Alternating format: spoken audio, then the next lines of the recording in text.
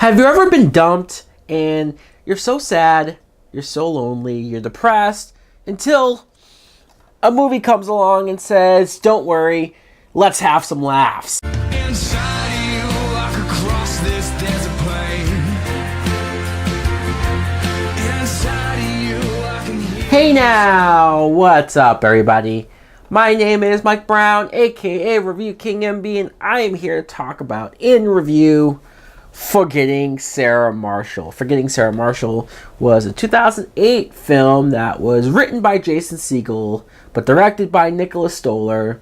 And the plot is Jason Segel, who plays Peter, his girlfriend, Sarah Marshall, played by Kristen Bell, but then she breaks up with him. As you know, I love you. Are you breaking up with me? His world comes crumbling down. He's sad, he's lonely, he's depressed, he's trying to get over this chick. Nothing's really working until he decides, you know what, I'm just going to go to Hawaii. I'm going to go on a trip. I'm going to enjoy myself. But wait, guess who's there? What are you doing here? Came here to murder you. Well, she's also there with her new boyfriend, Russell Brand. So this is the worst vacation ever. Hopefully, this new girl that he meets down there, played by Mila Kunis, can help him out. Now, what I think of Forgetting Sarah Marshall is, I love this movie. I do. I think it's so funny. I think it's so good. The fact that Jason Segel wrote this movie is impressive. I don't know if it's based on any real-life experiences that he had. I'm really scared that I have an STD, Doc. Peter, I'm a pediatrician. Have you noticed you're sitting on a fire truck? To some extent, it is relatable, right? Just anybody who was dumped by the love of your life and the breakdown you're going to have from that, sure, we can all relate to that. But the comedy things that he's willing to do, the breakup scene where he's butt naked. Do you want to put some clothes on? Would you like to pick out the outfit that you break up with me in? This is the unrated version. You see his dick and balls. And you see it on more than one occasion, so obviously Jason Segel is more than okay showing that off. But seeing him, even after when he's trying to get over Kristen Bell and he's going on dates, hooking up with chicks, and you see the montage of all these different women and how crazy some of them are, how weird some of them are, and how it's like, holy crap! It was the only room available. The scenes with Jason Segel and Bill Hader are hilarious too, because Bill Hader has no real shame, has no real care.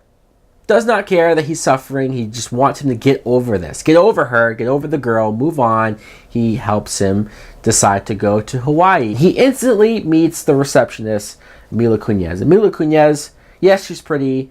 Yes, she's super cool. But the way how she bails him out and gives him the biggest, most expensive suite and hanging out with him, like, she's super cool. It's almost like, why does it take so long for Jason Segel to finally build up the courage to ask her out? Did you see her boyfriend? He is ridiculous. Russell Brand, who plays Aldous Snow, he's in a hit band called Infant Sorrow, and that's where the movie is just at a different level of ridiculous, but in a good way. I know Russell Brand nowadays, there came a point where people became just absolutely sick of him. There were enough of him. Hollywood tried to make him a thing, tried to make him a big star, and people just wasn't having it. But when you use him in small doses, when you use him as a supporting guy who comes in, does his thing, his way of delivering these lines too, the British accent, like, it works, especially in this movie. I brought you my demo. That's me. I'm all 5 members of the band. Dad, come on, you've got to go now. Sorry. He even has a side plot with Jonah Hill. Yes, Jonah Hill is in this movie as a super ultra mega groupie who might even be gay for the guy, who knows? Like Paul Rudd as the surfing instructor who's always high, who never remembers that he knows Jason Segel already, or that he's met him already. Jokes work, the crazy bits work, and that's what keeps me laughing throughout it. But just the general message, the general story, the whole process of how hard it is. And it can be hard to get over an ex that you loved, that you spend all this time with, that you have all these memories with.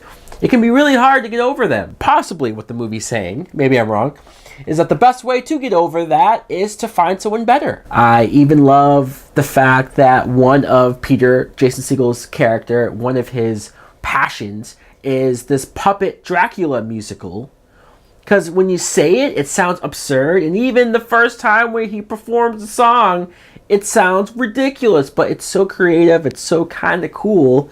You see him finally do it at the end with the puppets, and it looks cool.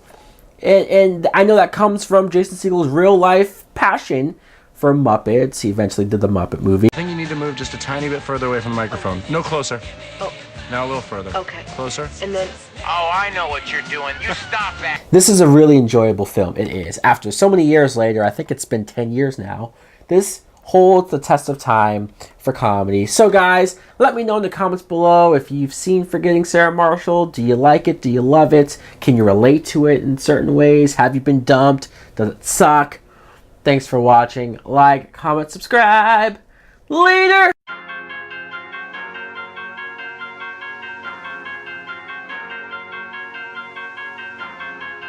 Yeah, it's Sandy Butane.